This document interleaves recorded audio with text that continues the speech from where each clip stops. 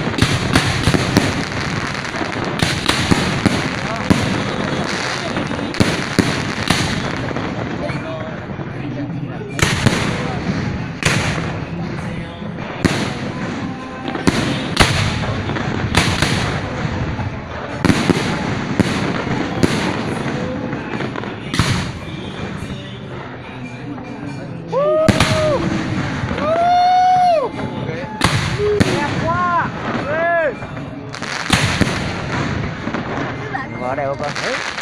Đấy, đi chơi. Bay lên kìa, bay lên kìa. Đấy, đâu không? Bay lên đi. Chào Vinh nhá. Chúc em năm mới làm ăn tốt đạt. Tiền vào đi nước.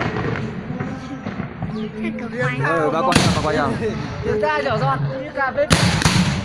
Lên đi. Quẩy mệt lên nào. Quay cả bắn tiền để đi.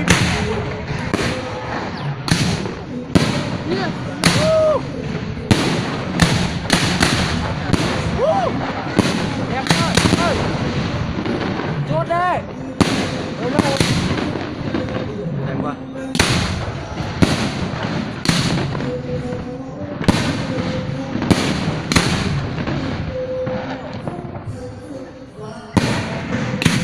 Tin là có tạm dừng rồi.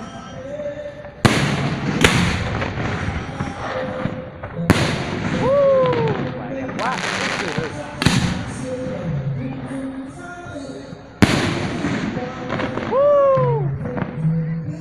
Chậm thế. Thế là quả cuối nữa thế. Chưa. 15 phút cơ mà. Còn quả cuối nữa. Đấy, quả cuối này. Chưa. Quả cuối rồi. Chúc mọi người đón xuân năm 2018 vui vẻ. Tốt rồi, hết rồi.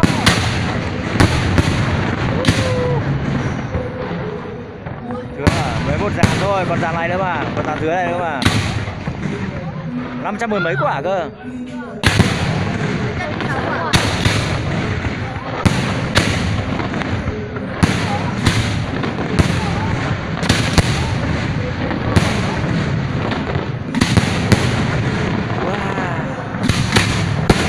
Ôi đẹp quá. Đây xe đạp. Wow.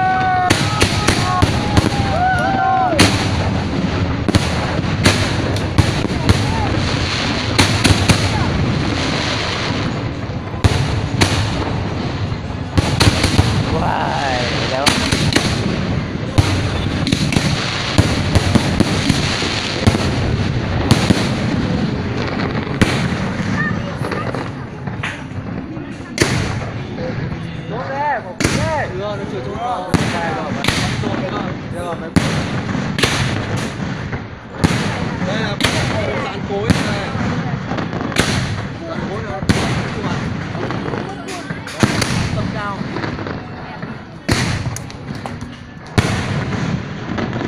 Tùng à, anh đi xem bắn pháo hoa em ơi. Năm mới chúc Tùng gia đình mạnh khỏe nhá. Có hai ăn phần lớn nha em nhá.